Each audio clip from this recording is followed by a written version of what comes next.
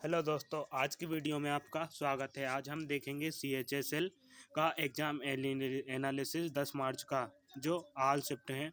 तो चैनल को सब्सक्राइब और वीडियो को लाइक ज़रूर करें। मोहिनीअट्टम और कथकली किस राज्य का लोक नृत्य है, शास्त्रीय नृत्य है? तो यह मोहिनीअट्टम केरल का एक एकल नृत्य परंपरा है, जिसे प्रकृति नामक युक्ति ने नृत्य और संगीत के माध्यम से स्वयं को मंदिर के देवता को समर्पित कर दिया। दक्षिण भारत में कौन सा लोक नृत्य प्रसिद्ध है? तो भरतनाट्यम तमिलनाडु में प्रसिद्ध है। दक्षिण भारत में तमिलनाडु का भरतनाट्यम ऐसा नृत्य है जो मंदिरों को समर्पित नर्तकों की कला से उपजा है, और इसे पूर्व में सादिर अथवा दासी के रूप में भी जाना जाता है। पल्लव वंश की राजधानी क्या है? तो पल्लव वंश की राजधानी है कांचीपुरम। इसके संस्थापक है सिंह विष्णु पल्लव वंश के संस्थापक थे। पल्लव वंश का कालभरा ने तमिल देश में संगम युग के बाद 250 वर्षों के लिए शासन किया था। दल बदल किस अनुसूची में है? तो यह 10वीं अनुसूची में है। भारतीय संविधान में 10वीं अनुसूची, जिसे लोकप्रिय रूप से दल बदल विरोधी कानून कहा जाता है, वर्ष 1985 में 52वें संविधान संशोधन के द्वारा लाया गया है। यह दल बदल क्या है? तो दल बदल करने वाले सदस्यों को अयोग्य ठहराने संबंधी प्रावधानों को परिभाषित किया जाता है। पाकिस्तान के प्रधानमंत्री 2022 में कौन थे? तो पाकिस्तान के प्रधानमंत्री इमरान खान 18 अगस्त 2018 से 10 अप्रैल 2022 तक थे, और शहबाज शरीफ 11 अप्रैल 2022 से तो वर्तमान तक हैं शहबाज शरीफ। जबलपुर किस नदी के किनारे स्थित है? तो विंध्याचल पर्वत श्रृंखला में स्थित यह नगर नर्मदा नदी के तट पर स्थित है। जबलपुर भारत के प्रमुख शहरों दिल्ली, हैदराबाद, अहमदाबाद, पुणे, कोलकाता, मुंबई से हवाई मार्ग से जुड़ा हुआ है। खेलो इंडिया यूथ हरियाणा में कितने अवार्ड जीते हैं? तो मेजबान हरियाणा ने अंतिम दिन 52 स्वर्ण पदक के साथ खेलो इंडिया यूथ 2021 का खिताब जीता है। हरियाणा ने भी 39 रजत और 46 कांस्य पदक जीते हैं, जिससे उनका कुल पदक 137वां हो गया। संवर्ती सूची में क्या आता है? तो संवर्ती सूची में आर्थिक योजना, नियोजन योजना, आपराधिक मामले, जनसंख्या नियंत्रण एवं परिवार नियोजन, शिक्षा, वन, विद्युत, दंड प्रक्रिया। प्रधानमंत्री बेटी बचाओ बेटी पढ़ाओ योजना क्या है?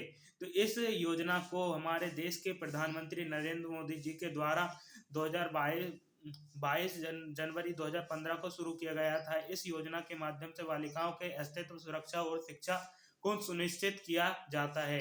हरियाणा के पानीपत से शुरू किया गया। फीफा महिला विश्व कप 2022 किसने जीता है? तो फीफा 2000 विश्व कप 2022 वुमेन वर्ल्ड कप जीता है, स्पेन के कोलंबिया को हराकर यह खिताब जीता है। सबसे ऊंचा सागर कौन सा है? तो सबसे ऊंचा सागर प्रशांत महासागर है, जो दुनिया का सबसे बड़ा और गहरा महासागर है। वर्तमान में व्यास सम्मान किसे मिला है? तो काव्य डेस्क के बिड़ला फाउंडेशन के वर्ष 2021 का व्यास सम्मान पुरस्कार मिला। उपन्यासकार, नाटककार असगर बहात उनके नाटक महाबली को प्रदान करने की घोषणा की है। योजना आयोग को नीति आयोग कब बनाया गया? तो 13 अगस्त 2014 को योजना आयोग खत्म कर दिया और इसके जगह पर नीति आयोग का गठन किया गया। नीति आयोग भारत सरकार की एक थिंक टैंक 1 जनवरी 2015 को स्थापना की गई। 2018 की एशियाई खेलों का उद्घाटन का ध्वजवाहक कौन है? तो इंडोनेशियाई ने जकार्ता और पालिंगम 2018 एशियाई खेलों की मेजबानी की उद्घाटन समारोह के दौरान भारत के ध्वजवाहक नीरज चोपड़ा समापन समारोह के लिए रानी रामपाल को ध्वजवाहक के रूप में नामांकित किया। 2022 में अंडर 17 फीफा वर्ल्ड कप कहाँ शुरू किया गया? तो भारत के 3 स्थानों पर: भुवनेश्वर उड़ीसा के कलिंग स्टेडियम, मड़गांव गोवा के पंडित जवाहरलाल नेहरू स्टेडियम, नवी मुंबई महाराष्ट्र के डीबीआई पाटिल स्टेडियम ने फीफा अंडर 17 महिला विश्व कप 2022 के 32वें फुटबॉल मैचों की मेजबानी की। भारत में अटॉर्नी जनरल ऑफ इंडिया कौन थे? तो भारत के attorney general of India general R Venkataramani थे। उन्हें 1 अक्टूबर 2022 से 3 साल के लिए नियुक्त किया गया था। यह भारत के 16वें अटॉर्नी जनरल थे। दिल्ली की प्रथम महिला शासक कौन थी? मुस्लिम महिला शासक। दिल्ली की शासक इल्तुतमिश की बेटी रजिया सुल्ताना थी। रजिया सुल्तान अल बिन का जन्म 1205 में हुआ था। उनका शाही नाम जलालात उद दिन रजिया था, लेकिन इन्हें रजिया सुल्तान या रजिया सुल्ताना के नाम से जाना गया। भारत के इतिहास में दिल्ली सल्तनत की पहली महिला सुल्तान थी। योगासन में गोल्ड मेडल किसने जीता?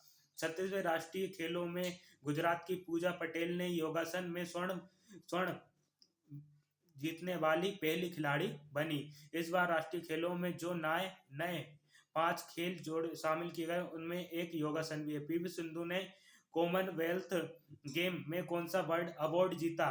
तो बैडमिंटन। विश्व रैंकिंग में 7वें स्थान पर काबिज पीवी सिंधु ने महिला एकल बैडमिंटन फाइनल में कन्नाबाई और बैडमिंटन शटलर को 48 मिनट तक चले मुकाबले में सीधे गेम में 21-15, 21-13 से हराकर राष्ट्रमंडल खेल का पहला स्वर्ण पदक अपने नाम किया। चीन की दीवार का निर्माण किसने करवाया? तो 226 ईसा पूर्व में चीन के प्रथम सम्राट किन शु हुआंग द्वारा बनवाई गई। चीन सभी दीवारों में से सबसे ज्यादा प्रसिद्ध है, लेकिन इस दीवार के कुछ ही अवशेष बचे हुए। कुल्लू मनाली को जोड़ने वाला दर्रा कौन सा है? तो रोहतांग दर्रा। यह भारत के हिमाचल प्रदेश में कुल्लू घाटी और लाहौल और स्पीति घाटियों के बीच 3980 मीटर की ऊंचाई पर स्थित है। यह एक हिमालय दर्रा है। यह हिमालय की पीर पंजाल श्रेणी के पूर्वी भाग में मनाली से 51 किलोमीटर दूर है। जीडीपी 2022 में भारत का कौन सा स्थान है? तो सांख्यिकी एवं कार्यक्रम कार्यान्वयन मंत्रालय की ओर से दूसरी तिमाही के लिए जीडीपी के आंकड़े करते हुए वित्त वर्ष 2022-23 की दूसरी तिमाही जीडीपी 38.17 लाख करोड़ रुपए पर पहुंच गई, जो पिछले साल की समान तिमाही 35.73 लाख करोड़ रुपए थी। सबसे पहले शराब किसने बनाई? चीन के पुरातात्विक साक्ष्य के इंगित करते हुए कि शराब का अस्तित्व ऑप्शन 12वीं शताब्दी जिन दक्षिणी सांग राजवंशों के दौरान हुआ है। 12वीं शताब्दी में किंगलोंग और हबेई एक पुरातात्विक स्थल पर अभी भी पाया गया है।